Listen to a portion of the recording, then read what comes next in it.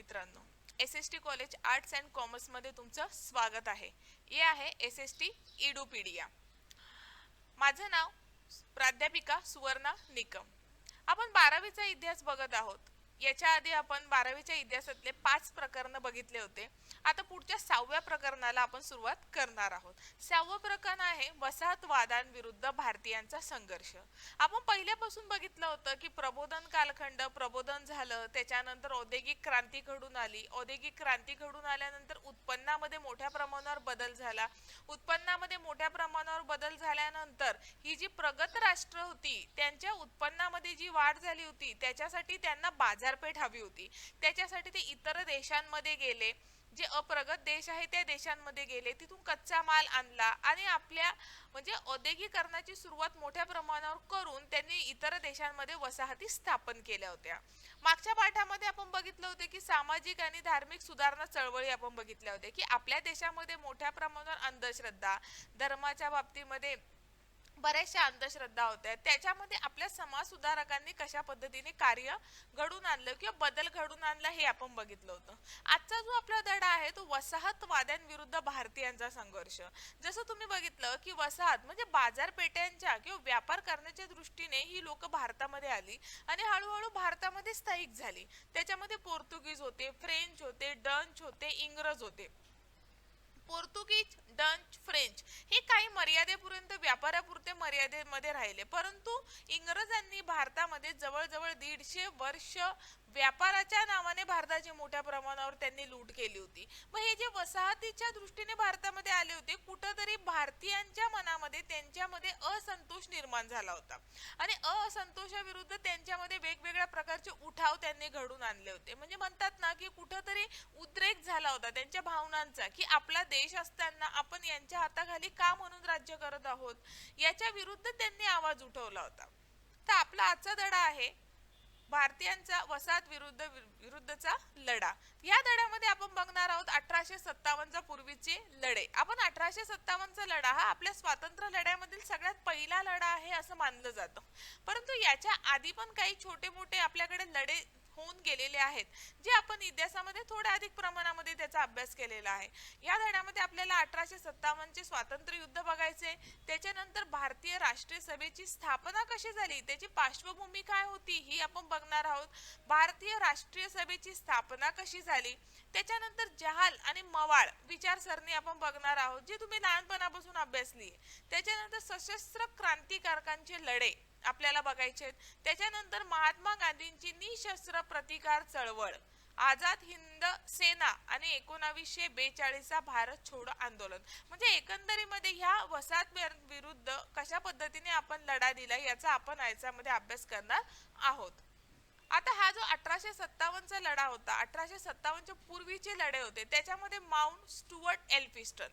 आता आपल्याकडे काही डोंगराळ भाग होता किंवा आदिवासी भाग होता, तिथे हळूहळू भिल्लांनी किंवा शेतकऱ्यांनी झाले, भिल्लांनी झाले, रामोशींनी झाले, उठाव करायला सुरुवात केली होती. मग ते उठाव त्यांनी कसे केले होते, त्याच्यामध्ये एल्फिस्टन जो होता इंग्रज अधिकारी त्याने काय केलं, काही भिल्लांना वाटसरूंचे संरक्षण करण्याच्या कामावर नेमलं. जे भिल्ल लोक होते ज्यांनी वेगवेगळे उठाव त्या लोकांनी तिथं घडून आणलेले होते, त्यांचा जो उद्रेक होता तो त्यांनी तिथं घडून आणलेला होता.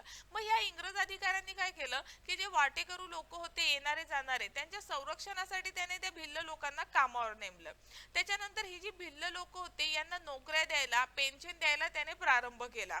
त्याच्यानंतर एका बाजूला भिल्लांना सवलती दिल्या तर दुसऱ्या बाजूला त्यांची गळचेपी पण केली. म्हणजे हे जे भिल्ल उठाव करत होते त्यांना शांत करण्यासाठी याने काही प्रमाणामध्ये त्याने त्या लोकांना सवलती दिल्या, परंतु एका बाजूला त्याने सवलती दिल्या तर दुसऱ्या बाजूला तो त्यांची गळचेपी म्हणजे काही प्रमाणामध्ये ते सवलती तो काढून पण घेत होता. शेवटी मेजर मेरने म्हणजे जे भिल्ल होते याने काय केलं, मेजर मेरने जे भिल्ल होते त्यांना शेवटी आपल्याकडे शरण येण्यास त्याने भाग पाडलं होतं. त्याच्यामध्ये हरियाणामध्ये सुद्धा उठाव झाला होता. हरियाचा उठाव 1828 मध्ये हरिया नावाचा जो होता त्याच्या नेतृत्वाखाली भिल्लांनी मोठ्या प्रमाणावर उठाव घडून आणला होता. कारण इंग्रज अधिकाऱ्यांनी जरी त्यांना काही सवलती दिलेल्या होत्या, परंतु त्या सवलती बरोबर त्यांनी त्या काही सवलती सुद्धा काढून घेतल्या होत्या. पण कॅप्टन रॉबर्ट्स याने हा उठाव मोडून काढला. म्हणजे त्यांचा उठाव जो होता तो त्याने पूर्ण होऊ दिला नाही. त्याच्यानंतर लेफ्टन ऑट्रम लेफ्टन ओट्रमने काय केलं, त्याने भिल्लांचा जो उठाव होता तो ओट्रमने मोडून काढला. त्याच्यामध्ये त्याला यश आलं. भिल्लांना त्याने विश्वासामध्ये घेतलं आणि शहरी जीवनात आणण्याचा त्याने प्रयत्न केला. म्हणजे त्या लोकांना त्याने काही सवलती दिल्या आणि त्यांचे जे त्यांचे हाल होते त्याच्या विरुद्ध त्याने किंवा त्याच्या याच्यामध्ये त्या लोकांना शहरी जीवनामध्ये त्याने आणण्याचा प्रयत्न केला. त्यांचे पूर्वीचे जे गुन्हे होते ते त्याने माफ केले. जमिनी देणे, तगाई, सैन्यामध्ये भरती, माफीचे जाहीरनामे यामुळे भिल्लांच्या उठावाचे प्रमाण कमी झाले. म्हणजे काय, तर त्याने काय केलं, हे जे भिल्ल लोकांना होतं यांना शेती करण्यासाठी जमिनी दिल्या, तगाई म्हणजे काही प्रमाणामध्ये वस्तू दिल्या. नंतर सैनिक जे होतं, सैनिक भरती करायला, सैनिकांमध्ये सुद्धा भिल्ल लोकांना भरती करायला त्याने सुरुवात केली. माफीचे जाहीरनामे म्हणजे ज्या भिल्लांविरुद्ध कायदे केलेले होते त्याचे जाहीरनामे त्याने काढले. त्याच्यामुळे भिल्लांच्या उठावाचे जे प्रमाण होतं ते कमी झालं होतं. त्याच्यानंतर हंसाजी नाईकचा उठाव. आता हंसाजी नाईक, नांदेड परिसरात राज्य असणाऱ्या हंसाजी नाईक याने निजामाच्या राज्यात सामील होण्यास नकार दिला. नांदेडकडची जी साईड होती तिथं याचा परिसर होता आणि निजामाने याला सांगितलं की तू आमच्या परिसरामध्ये सामील हो, परंतु त्याच्या विरुद्ध त्याने नकार दिला. निजामाचे काही किल्ले त्याने जिंकले, त्यामुळे साहजिकच आहे निजामामध्ये एकत्र येण्यास त्याने नकार दिला, परंतु त्याचे जे काही किल्ले होते ते त्याने याने जिंकून घेतले. त्याच्यामुळे त्यांच्यामध्ये संघर्ष अपरिहार्य होता, संघर्ष होणारच होता. मेजर पिटमन, कॅप्टन इनवॉस, कॅप्टन टेलर यांच्या नेतृत्वाखाली इंग्रजी सैन्य निजामाच्या मदतीला आले. म्हणजे हे जे इंग्रज अधिकारी होती यांनी निजामाला मदत करण्यासाठी प्रयत्न सुरू केले आणि 25 दिवसाच्या संघर्षानंतर हंसाजी नाईक होता याचा उठाव मोडून काढला आणि शेवटी त्याचा पराभव झाला. त्याच्यानंतर सातारा जिल्ह्यामध्ये सुद्धा काही प्रमाणामध्ये उठाव घडून आले. आता चतुरसिंग याच्या नेतृत्वाखाली सातारा जिल्ह्यात रामोशांनी उठाव केला. भिल्लांप्रमाणे रामोशांचा सुद्धा मोठ्या प्रमाणावर उठाव आहे. संतू उमाजी नाईक हे मोरके यांनी पुण्याहून मुंबईला जाणाऱ्या सरकारी ऐवज लुटला. उमाजी नाईक जो होता रामोशींचा अधिकारी होता, त्याने मोठ्या प्रमाणावर लूट वगैरे चालू केली होती. त्याच्यामध्ये 1824 मध्ये उमाजी नाईकने पुण्याजवळ भांगुर्डी येथे सरकारी तिजोरी ताब्यात घेतली. म्हणजे सरकारी तिजोरीमधून जो पैसा होता किंवा लोकांची लूट करून जो पैसा काढला जायचा तो गरिबाच्या कामासाठी तो उपयोगात आणायचा. उमाजी नाईकांचा उठाव मोडून काढण्यासाठी सरकारने जंग पछाडले. इंग्रजी अधिकाऱ्यांनी मोठ्या प्रमाणावर हा जो उमाजी नाईक होता याला उठाव त्याचे मोडून तर काढायचेच होते, परंतु त्याला पकडायचं पण होतं. त्याच्यासाठी त्यांनी त्याच्या सहकाऱ्यांना पकडण्यासाठी 5,000 रुपयाचं इनाम त्यांनी ठेवलं होतं. उमाजी आणि त्याच्या सहकाऱ्यांना मदत केल्यास दंड केला जाईल अशी ही घोषणा केली. म्हणजे वेगवेगळ्या प्रकारे सरकारने इंग्रजी सरकारने उमाजी नाईकला पकडण्यासाठी इनाम ठेवले होते आणि त्याच पद्धतीने जर त्याला कोणी मदत केली तर त्याला सुद्धा दंड आकारला जाईल असं घोषित केलेलं होतं. कॅप्टन डेव्हिस, कॅप्टन मोर्शिट यांना अथक प्रयत्न करूनही यश आलं नाही. शेवटी सातारा, वाई, भुई, कोल्हापूर ह्या ठिकाणी ह्या प्रदेशामध्ये संघर्ष चालूच होता. अखेर भोर जवळ उमाजीला कैद केलं, खटला भरला आणि पुणे येथे फाशी दिली. आता हा शेवट होता, परंतु याच्यामध्ये एकदा इंग्रज अधिकाऱ्याने त्याला पकडलं होतं, परंतु पकडल्यानंतर काही दिवस तो इंग्रजी अधिकाऱ्यांच्या याच्यामध्ये कामालाही होता. इंग्रजांची नोकरी सुद्धा त्याने स्वीकारली होती, परंतु तो केल्यानंतर सुद्धा त्याला कुठेतरी वाटायला लागलं की नाही, आपल्याला याच्या विरुद्ध आवाज उठवला पाहिजे, यांच्यामध्ये सामील होण्याच्या ऐवजी यांच्याकडून आपल्याला स्वातंत्र्य मिळवलं जायचे आणि तो परत पळून गेला. परत त्याने लोकांना एकत्र केलं आणि उठाव करायला सुरुवात केली. शेवटी त्याच्याच अधिकाऱ्यांनी, काही अधिकाऱ्यांनी पैशाच्या अभावी जो इंग्रजी अधिकाऱ्यांनी त्याच्या विरुद्ध इनाम जाहीर केलेला होता तो मिळवण्यासाठी ह्या लोकांनी काय केलं तर त्याच्या विरुद्ध माहिती इंग्रज अधिकाऱ्यांना दिली आणि शेवटी इंग्रज अधिकाऱ्यांना त्याला पकडलं आणि शेवटी त्याला पुणे येथे फाशी देण्यात आली. आता उमाजीने काही जाहीरनामे पण काढले होते, त्याच्यामध्ये त्याने आपल्या प्रदेशामध्ये जो पण युरोपियन दिसेल त्याला डायरेक्ट ठार मारायचं. असे करणाऱ्यास रोख बक्षीस दिलं जाईल, वतन दिलं जाईल, हक्क, जहांगीर, बुडलेले वतने परत मिळवले जातील. कंपनी सरकारमधील हिंदी सैन्याने नोकरी सोडाव्यात व साहेबांचे आदेश पाळायचे नाही. हे जे कंपनीच्या याच्यामध्ये जे कोणी कामाला असेल त्यांनी तिथल्या नोकऱ्या सोडून द्याव्यात. युरोपियनचे बंगले जाळायचे, तिजोरा लुटायच्या, सरकारला कर भरायचा नाही असं त्याने जाहीरनामा काढला होता. त्याच्यानंतर 1857च्या पूर्वीच्या उठावामध्ये अजून एक होता सावंतवाडीतील उठाव. 1828 मध्ये महादेवगड येथील उठावामध्ये त्यांनी किल्लेदार फोड सावंत तुळवाडीकर यांचा उठाव त्यांनी मोडून काढला होता. त्याच्यानंतर सावंतवाडीतील सरदारांचा उठाव पॉलिटिकल एजंटने मोडून काढला होता. 1845 मध्ये लष्करी कायदा पुरला गेला होता.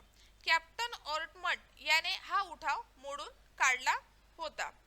त्याच्यानंतर गडकऱ्यांचा उठाव, जे वेगवेगळे उठाव झाले त्याच्यामध्ये होता गडकऱ्यांचा उठाव. कोल्हापूर संस्थानिकातील किल्ल्यांचे संरक्षण करणारे जे गडकरी होते त्यांना वेतन सरकारकडून बंद झालं. म्हणजे काय, तर गडाचं संरक्षण वगैरे करण्यासाठी जिथं लोक ठेवलेली होती त्या लोकांना एक वेतन दिलं जायचं, परंतु काही दिवसानंतर सरकारकडून त्यांना येणारं वेतन बंद केलं. गडकऱ्यांनी सामानगडावर पहिला संघर्ष सुरू केला. शेवटी या लोकांनी त्याच्या विरुद्ध आवाज उठवला आणि त्यांनी संघर्ष सुरू केला. को ऑट्रम याने 1844 मध्ये पन्हाळा, पावनगड, विशालगड गडकऱ्यांकडून त्याने ताब्यात घेतला. मद्रासहून बोलवलेल्या इंग्रज फौजांनी गडकऱ्यांना शरण यायला बाध्य केलं. शेवटी हे जे गडकरी लोक होते यांनी जे उठाव केलं होतं की आम्हाला याच्यामधून वेतन मिळावं किंवा त्यांना जे दिलं जात होतं ते बंद केल्यानंतर त्याच्या विरुद्ध त्यांनी आवाज उठवला. शेवटी ती लोक तिथं शरण आले. आता सगळ्यात महत्वाचं, तुम्ही आतापर्यंत आपण जे बघितलं होतं ते 1857च्या आधी झालेले छोटे छोटे लढे होते, परंतु आता आपल्याला जे बघायचं सगळ्यात महत्वाचा 1857चा स्वातंत्र्य लढा, जो पूर्ण देशामध्ये आपल्याकडे लढला गेला होता. काही कारणास्तव किंवा काही याच्यात अपुरे याच्यामुळे तो यशस्वी नाही झाला, परंतु कुठेतरी इंग्रज अधिकाऱ्यांनी त्याची दखल घेतली होती. आता 1857चा जो उठाव होता बघा, बऱ्याच ठिकाणी 1857चा जो उठाव होता तो कुठं कुठं, तर पेशावर, लाहोर, जिथे तुम्हाला रेड कलरचा नकाशामध्ये दिसतंय ना, अहमदनगर, औरंगाबाद, सातारा, कोल्हापूर, जंबलपूर, सागर, अलाहाबाद, अयोध्या, लखनौ, म्हणजे ज्या ठिकाणी ह्या जवळजवळ ह्या सगळ्या ठिकाणी हा लढा लढला गेला होता. पिवळ्या अंडरलाईन मधल्या याच्यामधला प्रदेश जो होता तो सगळा प्रदेश इंग्रजांच्या ताब्यात होता आणि त्या सगळ्या ठिकाणी हा उठाव लढला गेला होता. आता 1857चा उठाव, त्याच्या मागे जसं तुम्ही आधीचे लढे बघितले की काहीतरी कारण होती, त्याच पद्धतीने 1857चा उठाव लढण्यामागे सुद्धा काहीतरी कारण होतं. त्याच्यामधली कारण आपण आज बघणार आहोत. आता 1857च्या उठावामध्ये लढण्या कारण काय होतं, ब्रिटिश सैन्यामधील असंतोष. आता ब्रिटिश फौजेमध्ये भारतीय सैन्यांना अपमानास्पद वागणूक मिळत होती. त्यांना कुठल्याही प्रकारचं त्यांच्या बरोबरीच्या लोकांप्रमाणे वागणूक दिली जात नव्हती. आपल्या सैन्यांवर मोठ्या प्रमाणावर बंधनं होती. त्याचप्रमाणे सैन्यांना आपल्याकडे जो वेतन दिलं जात होतं किंवा जो भत्ता दिला जात होता त्याच्यामध्ये कपात केली जात होती. सैनिकांना केलेली समुद्र पर्यटनाची सक्ती, आपल्या हिंदू धर्मानुसार समुद्र पार करणं हे पाप मानलं जायचं पूर्वीच्या काळी. त्यावेळेस आपले जे सैनिक होते त्या सैन्यांना ते समुद्र पर्यटनाची सक्ती करत होते. त्याच्यानंतर ज्या बदल्या केल्या जात होत्या एका ठिकाणाहून दुसऱ्या ठिकाणी, त्या बदल्यांमध्ये पक्षपातपणा केला जात होता. नंतर वरिष्ठ पदावर बढती मिळणं आपल्या लोकांना ते देत नव्हते, त्यांच्या लोकांनाच वरिष्ठ पदावर टाकलं जात होतं. त्याच्यानंतर आर्थिक कारण काय होतं, तर महसुलीच्या विविध पद्धतीमुळे रयतेमध्ये असंतोष होता. वस्तुरूपीऐवजी रोख महसूल देण्याची पद्धत त्यांनी सुरू केली होती की पूर्वीच्या काळी धान्य वगैरे वस्तू दिली जायची, महसूल दिला जायचा, परंतु यांनी त्याच्याऐवजी काय सांगितलं की तुम्ही रोख रक्कम द्यायची. नैसर्गिक आपत्ती असली, दुष्काळ असू द्या किंवा पूर आले, ओला दुष्काळ असू द्या, सुका दुष्काळ असू द्या, काही असलं, तुमचं उत्पन्न जरी नाही आलं तरी महसूल तुम्हाला भरणं अनिवार्य आहे, हे त्यांनी सांगितलं. त्याच्यानंतर सारा भरण्यासाठी शेतकरी, सावकार व सरकारच्या कचोड्यात सापडला होता. म्हणजे शेवटी तुम्हाला हा सारा भरायचाच आहे, शेतकऱ्याला भरायचाच आहे, पण शेतकऱ्यांकडे पैसा नाही, मग शेतकरी काय करणार, सरकारकडून किंवा सावकारकडून तो कर्ज घ्यायचा आणि ते भरायचा. त्याच्यानंतर जमीन विक्रिय वस्तू बनली होती. जमीन ह्या सगळ्यांसाठी त्याला काय करावं लागत होतं, जमीन विकावी लागत होती. त्याच्याकडून नीळ हा कच्चा माल, युरोपीय लोकांना नीळ पाहिजे होता, त्याच्यासाठी जे मळेवाले होते त्यांच्याकडे नीळ पिकवण्याची हे लोक सक्ती करत होते. त्याच्यानंतर आपल्याकडे जे संस्थानिक होते, संस्थानिकांमध्ये असंतोष होता. गव्हर्नर जनरल लॉर्ड डलहौसी याने दत्तक वारसा नामंजूर केला होता. म्हणजे ज्या संस्थानिकांना मूलबाळ नव्हते ते दत्तक घेत होते, तर त्याने काय सांगितलं की तुम्ही तुम्ही मूलबाळ दत्तक घ्यायचं नाही. जर तुम्हाला मूलबाळ नसेल तर ते संस्थान आमच्या संस्थानामध्ये विलीन होणार. त्याच्यामध्ये सातारा, जैनपूर, संबळपूर, उदयपूर, नागपूर, झाशी इत्यादी संस्थाने इथं खालसा केली गेली होती. त्याच्यामुळे संस्थानिकातील सैनिक बेरोजगार झाले, त्यांची वतनं नष्ट झाली, त्यांच्याकडे पैसा राहिला नाही, मग कुठंतरी संस्थानिकांमध्ये असंतोष निर्माण झाला होता. त्याच्यानंतर धार्मिक सतीबंदी सारख्या कायद्यात समाजाने धार्मिक भावना दुखावल्या गेल्या होत्या. सती जाणं हे आपल्या धर्मामध्ये मानलं जात होतं, परंतु इंग्रजांनी त्याच्या विरुद्ध कायदा केला होता, त्याच्यामुळे त्यांच्या भावना दुखावल्या गेल्या होत्या. आणि त्याच्यानंतर जसं मी तुम्हाला सांगितलं की समुद्राच्या मार्गाने जाणं आपल्याकडे बंदी होती किंवा जाणं आपल्या धर्मात मान्य नव्हतं, तसं समुद्र पर्यटनाची सुद्धा सक्ती आपल्याकडे केली जात होती. कंपनी सरकार धर्म वेडेपणा करीत असल्याची भावना जनतेमध्ये होती, म्हणजे त्यांचा धर्म बुडवण्याचा काम कंपनी करत आहे ही भावना त्यांच्यामध्ये निर्माण झाली. आता ही झाली 1857च्या उठावाची कारण. 1857च्या हे जे वसाहतवाद्यांनी हळूहळू भारतामध्ये स्थायिक व्हायला सुरुवात केली, छोटे मोठे उठाव त्यांनी सुरुवात केला, त्या उठावाच्या माध्यमातून त्यांच्या मनात असलेला उद्रेक त्यांनी तिथं मांडला. पण आपल्याकडे जो मोठा उठाव घडून आला तो 1857चा उठाव. 1857चा उठाव तुम्ही बघितला की त्याची कारण काय होती, त्याच्यामध्ये धार्मिक, आर्थिक, सामाजिक झाली किंवा संस्थानिक झाले, ह्या सगळ्या लोकांची याच्यामध्ये कारण आपल्याला दिसून आली. त्याच्यामुळे त्यांनी 1857चा उठाव घडून आणला होता. आता 1857चा उठाव कशा पद्धतीने झाला, कुठली कुठली संस्थानं त्याच्यामध्ये सामील होती, कुठल्या कुठल्या देशामधून कुठल्या कुठल्या भागामधून हालचाली झाल्या, हे आपण पुढच्या लेक्चरमध्ये बघूया. ठीक आहे, थँक्यू.